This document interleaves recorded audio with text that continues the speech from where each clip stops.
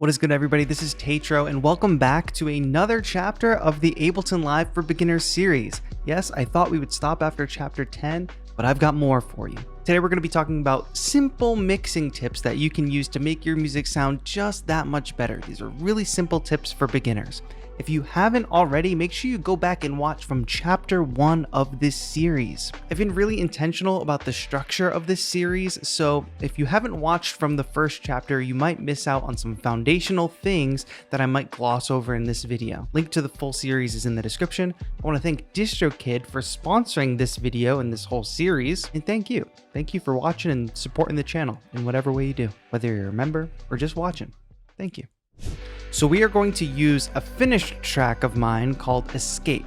This track is out on streaming platforms. I figured it was a good example for teaching some things about mixing because I can show you what I actually did with mixing in this finished track. And I must also put the caveat that I am not a mixing or a mastering engineer. If you like how my music sounds, this is the tutorial for you. If you don't and you don't trust what I'm saying, move on. You can find a much more experienced mix and master person to watch than me. But let's get into the first tip. And we're actually not going to look at this song for this first tip. And we're going to look at my blank template. Now, I mentioned templates earlier in this series for live, but we're going to look at one specific aspect of this template. And that is the fact that if you open any of these tracks that open up in my initial Ableton Live template, you will see that they load specifically at -12 dB.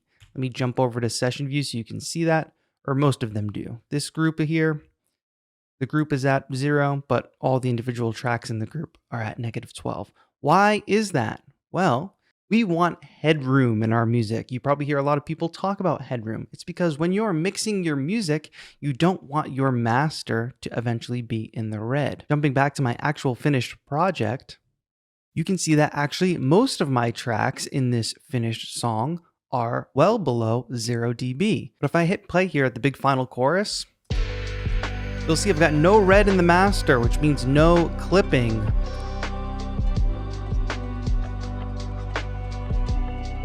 And all that headroom allows me more freedom in mixing. You might find yourself having to make certain tracks louder, but if all your tracks start at 0 decibels, you're going to be pushing each track above 0 decibels if you want it to be louder, which is not a good strategy either. This also implies that you're going to apply a mastering chain, which I always do on all of my projects. Maybe we'll make a future video about that. That's my first tip. Give yourself headroom. You might see a lot of people talking about LUFS, and if you don't know what that is, it's fine. I don't care about LUFS, and if you're a beginner, you don't need to worry about LUFS. The next thing is to watch your low end. I'm going to click play on this project. You're going to see low end, those low frequencies, everything down here. But if I take out the bass and the kick drum from this project, now watch what happens. There's barely anything below 100 hertz. There's a little bit of activity down there, but all of that low end frequency is coming from the kick and the bass.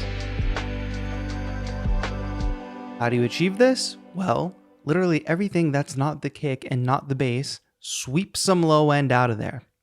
I'll show you this just on the drums specifically. So I told you I've got the low end in the kick drum, right? Well, what about the snare? Listen to the snare. I've got an EQ on there as well.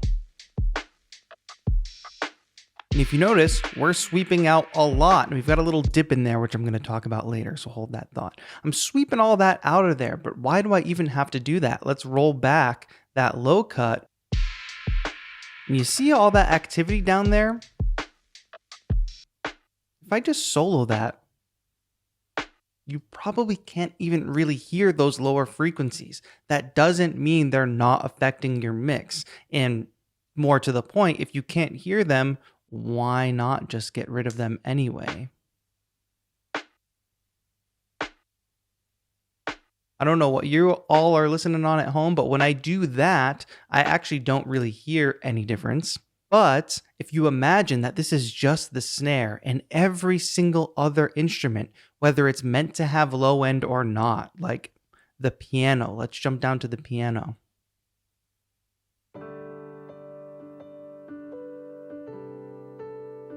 You'll notice similar thing going on here. Let's go ahead and turn that EQ totally off. It's much lower and much more boomy, right? I don't need the piano to be doing that because I have a bass line carrying the root note of those chords. Pulling that low end out allows the piano to exist in a different space in the mix. Let's listen to it in context. The piano is sitting exactly where I want it to be in the mix, but if I turn that EQ off,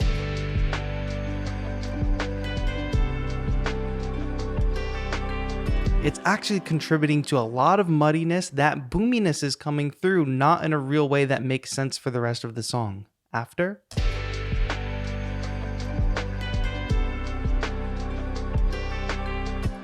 Now, I'm using EQ8. I think EQ8 is worth the upgrade to at least Ableton Live Standard, but let's say a lot of you out there are using the free or the intro or the light versions of Live.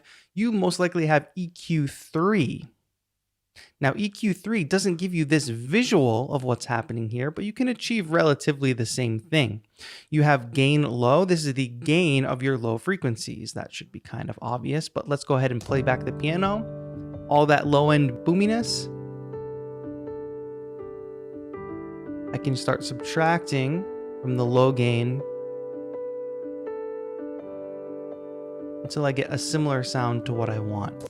You have a little bit less control, but like I said, the EQ8 I think is well worth the upgrade. And if you're having trouble doing that financially, I'll just talk about some things on that front at the end. So watch your low end. Anything that's not your bass or not your kick or that intentionally doesn't need low end frequency, take it out of there. Even if you can't hear it, it could be making your mix pretty muddy. And speaking of muddy, you've probably seen these little specific dips on some of my EQs. Let me go to a guitar instrument where I can show that even more specifically. Let's listen back to this palm muted guitar part.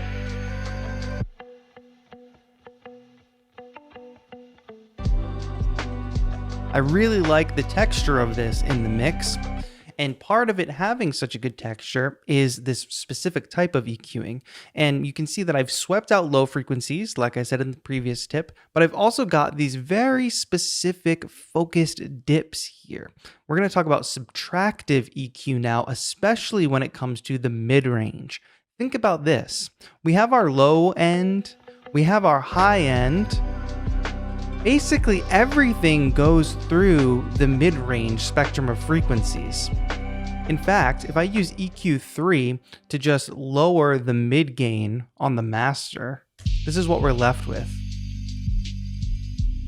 We can hear like a lot of the boomy bass, you can hear a lot of the crispiness of the percussion and some of the top ends of the lead and things like that. But a lot of other things get subtracted out because they're all existing in the middle, the mid-range. So we have to be very careful with this frequency range because if those things are all competing for attention or all competing for space, it can get muddy. So on guitars especially, a lot of the times mix engineers are trying to avoid a boxy sound, which can be achieved with subtractive EQ. So again, this is a thing you can do with a more advanced EQ like EQ8. Let me play this sound back without this EQ on. And in fact, let's go ahead and recreate this EQ so I can show you my process. I'm going to turn the old EQ off, save it for later, and I'm going to go into this new EQ8. First of all, we're going to change the first band to allow us to sweep out the low end, just like we talked about originally. Probably to about right here. Now I can see some places where the frequencies are spiking, right? Some of those are specifically like the tones that we want in the sound. So we don't want to always subtract those, but we do want to subtract some of them that are not helping out our mix. So band 3 here, let's say, you'll notice that when I bring it up and when I bring it down, it's a very wide U shape. What if we want to tighten that up? Go ahead and turn this Q dial up down here. I'm on band 3, Q dial goes up, and you can see that that gets tighter and tighter and tighter. Well, now what we can do, now that we're pulling like a very tight curve there, is we can bring that all the way up. This is obviously the opposite of what we want to do, but it's going to make things easy. Because now I can start to hear some obnoxious frequencies. And you can scan all the way through and start listening for those. Ew, that one is rough. We can even hit the headphone button here and solo. That's not something that sounds like I want it to be in that sound at all. But the gain is all the way up. That's the opposite of what we want. We can go ahead and subtract that gain. Now we've pulled one tone out that is not really contributing to helping out our mix. Let's use band 2 here. Bring up the Q. Make it nice and tight. And let's listen.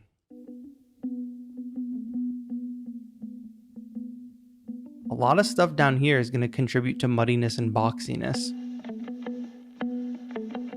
I'm going to subtract that out of there. So before and after on that, before,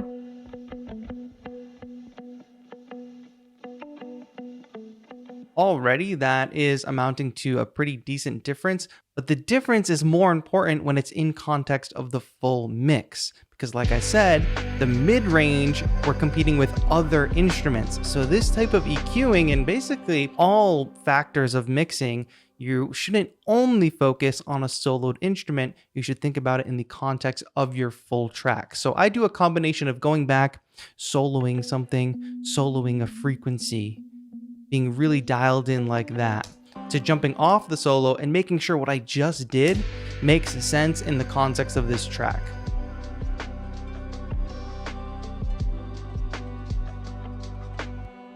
That's not just for guitar instruments. You can do this with a lot of different instruments. And sometimes I'm just pulling out one problematic frequency area of a specific instrument if it's sounding a little muddy. And I've got 2 more really important mixing tips for you here. But before I do that, I want to tell you a little bit about today's sponsor with a discount code, DistroKid. DistroKid is the easiest way to distribute your music to all the places that people listen to music: Spotify, Apple Music, even social media apps like Instagram and TikTok. I have been using DistroKid since well before they sponsored this channel, and the reason I picked DistroKid as my distributor is that you can pay 1 annual fee and upload as much music as possible. You don't have to worry about paying for each release. But they have a lot of cool features for artists beyond just distributing your music. And one of those I just stumbled onto I didn't know about is Spotify Canvas Generator. If you didn't know, when your music plays on Spotify, it's got a little looping video that goes along with it. And if you're not too video savvy, you want to take advantage of this resource, you can use this right within your DistroKid account. You can search from a bunch of royalty-free video options. So let's go ahead and search beach. If I search beach, I can find a bunch of different options here. Since the Canvas format is vertical, I can choose a vertical video as well. But let's say we didn't do that. Let's say we picked this nice sunset here. It's actually going to help you format it to the vertical format exactly how you need it to be. You can choose the duration. Canvas can be up to 8 seconds. Hit next. This will process. Then we're able to download it and upload to Spotify through our Spotify for Artists page, which if you don't have access to your Spotify for Artists page, you can get access to that through your DistroKid account too. Just another cool feature from DistroKid. So if you haven't signed up yet, I've got a 7% off discount for you in the description down below. Use my link, it helps support the channel, and you'll be off and running, distributing your music and taking advantage of all the other cool stuff that they've got in there for their artists. Thank you again to DistroKid for sponsoring this series. All right, next tip, and this one might seem obvious, but for some beginners, it might not be. Let's take a listen to these vocals. And what I want to explain here is how the order of your effects matters. So let's go ahead and just add a bunch of extra effects on top of these vocals, like a reverb. Make it very obvious what's happening here. And then let's add a delay, some very basic effects. Let's add some ping pong delay.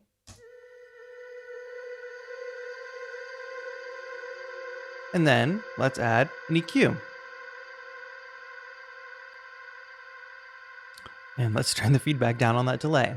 All right, the order of these effects really matters, because what you see here is reverb, delay, and EQ. And what's happening is the sound is being run first through the reverb.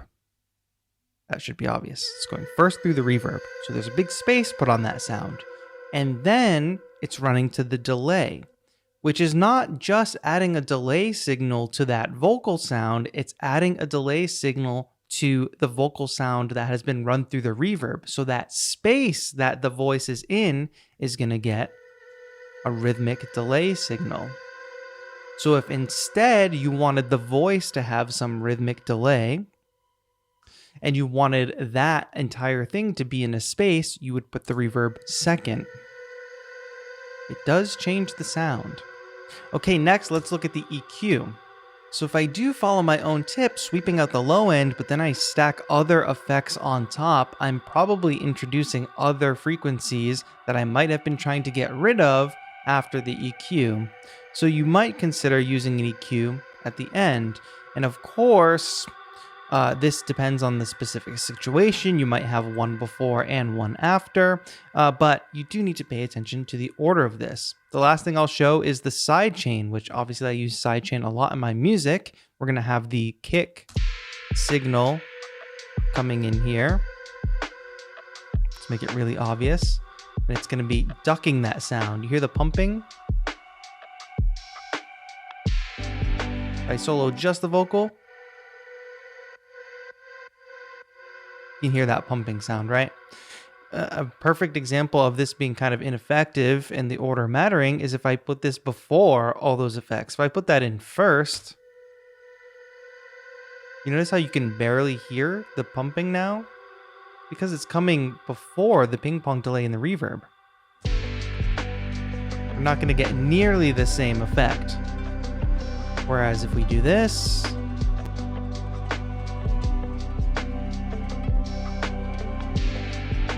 I've set it to an extreme setting so you can really hear it there, but obviously the pumping is coming through. So the order in which you put your effects matters. Be deliberate about that. Final tip here, if you're going to be looking for something, is something too loud or is something too soft in your mix? Here's something you can try. Play your track, and then whatever device you're listening to it on, lower it down.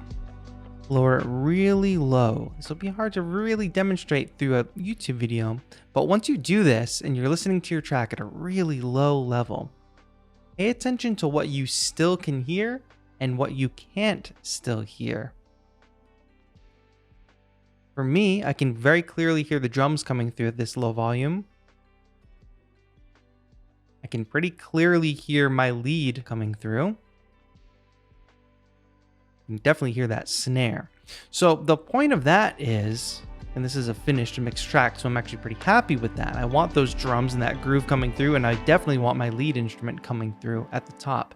But the point of that is, let's say you had an element that was not supposed to be front and center, that was not supposed to be the loudest thing. Like the piano in this track, in this moment, is not supposed to be the loudest thing, but let me go ahead and raise that up.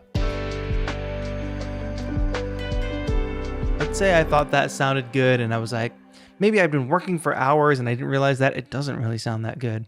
Let me bring that master down. If I bring that down to -23, the piano is like way louder than everything. This is an extreme example, but when you listen to your track at a lower volume, you'll be able to really clearly understand what the loudest things in your mix are. And if something really important isn't coming through at that low level listening, maybe that's something that needs to come up.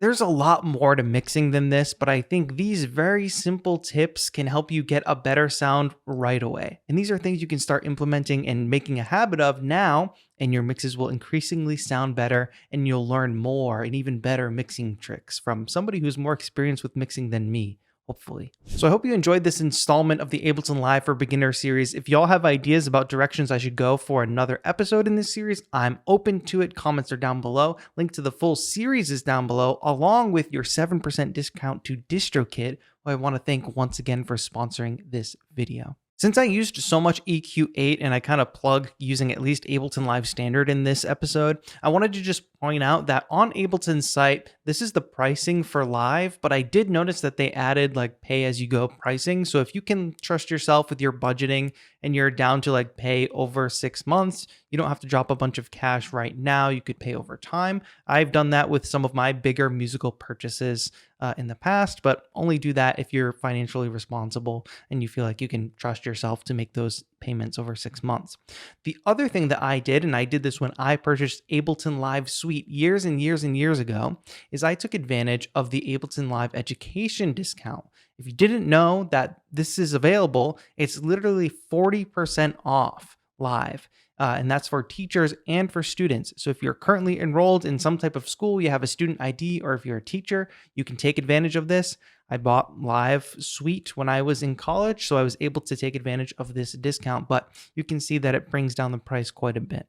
And based on where we are in this series right now, if you've made it this far, you should probably be thinking about getting something that's a little more robust than Live Lite or Live Intro.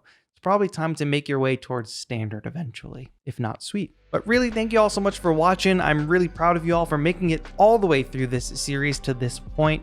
Pat yourself on the back once in a while. And if you want feedback on some of the music that you're making, we actually do track review streams as part of channel membership. You can become a member at any tier, hitting the join button below this video. Become a member, you get in our Discord, you might get some free downloads. VIP members get the members only workshops, which are deep dives into other topics, long form deep dives into very important music production topics, and other exclusive stuff for members. But yeah, if you're working on music and you want some feedback, that is the best way to do it. Join the channel, it's a great community, and thank you all so much for watching. This has been TAETRO. Have a good one.